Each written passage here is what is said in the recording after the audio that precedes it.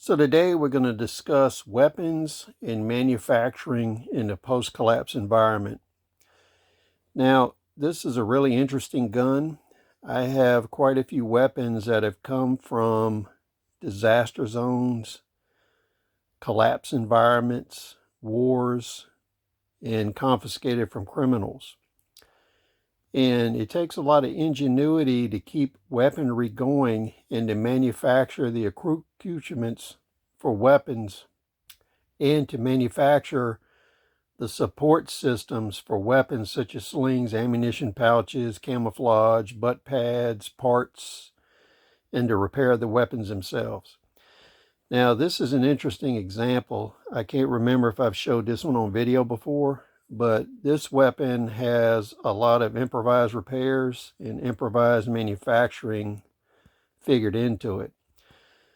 So I'm going to credit one of my viewers who came up with the title HOBO Commando. Now, he knows who he is. That was a brilliant concept. And what we're going to do is do a series of videos on home manufacturing, weapon repair, and weapons in a post-collapse environment.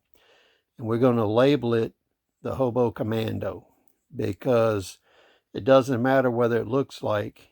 What matters is whether it works. And in a post-collapse environment, it's going to take all kinds of ingenuity to keep things going.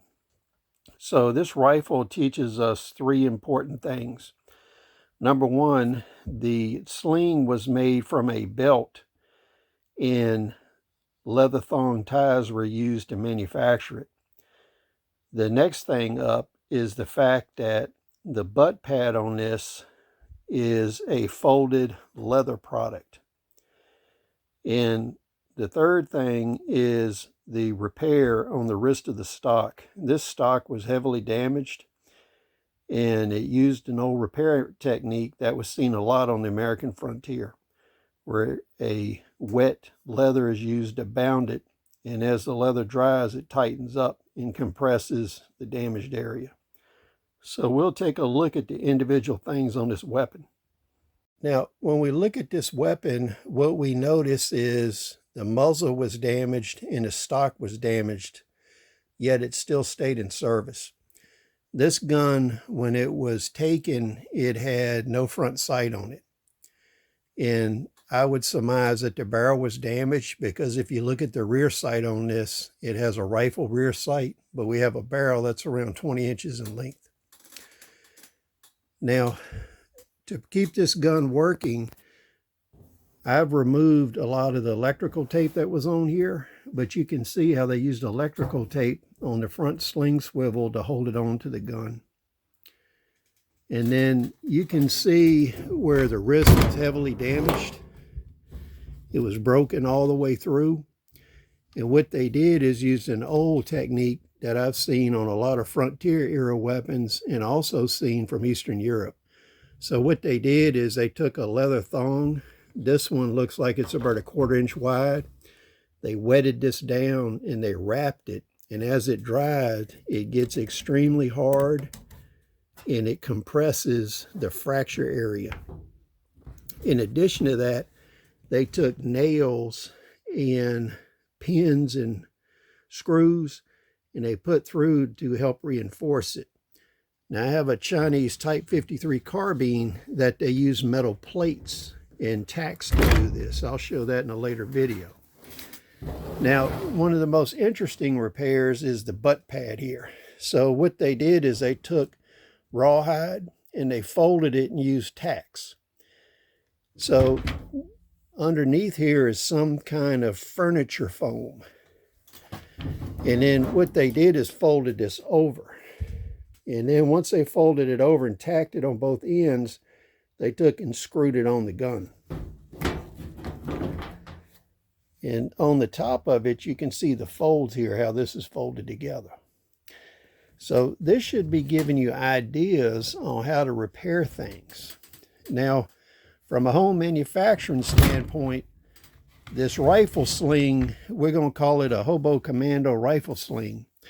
What they did is took an army belt and they cut the buckle end of it off and shortened it. So this is actually an army belt that's been shortened, and you can see the end of it here. And what they did is they took and they cut 4 holes in it. And they took a piece of leather and they put through, they started here, they inserted it. You can see how it is on the back. It comes around, it goes back through, comes out here. Then we put it under the loop here and tighten it. And that's how the sling is held on. There's no fancy sewing.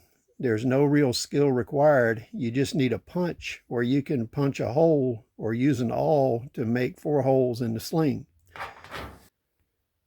Now on the front of the sling, they did the same thing. Now what you have to keep in mind is this is not adjustable. So you need to measure out the sling and figure out the dimensions you want it. You can see here they actually cut the belt and shortened it a little bit. And they did the same thing here. They made the 4 holes, put it through, pulled it over, and you loop it through and pull it tight. And that's sufficient to actually keep the sling on the gun and carry it. I've had this gun for quite a few years, and the few people that have seen it, they always tell me I should not repair it or change it because it's such an interesting example of a improvised repair. It kind of reminds me of the relics that came off of the American frontier. So just a couple ideas that you can use at home or during the SHTF. So, HOBO Commando repairs. Please share your thoughts. We'll see you on the next video.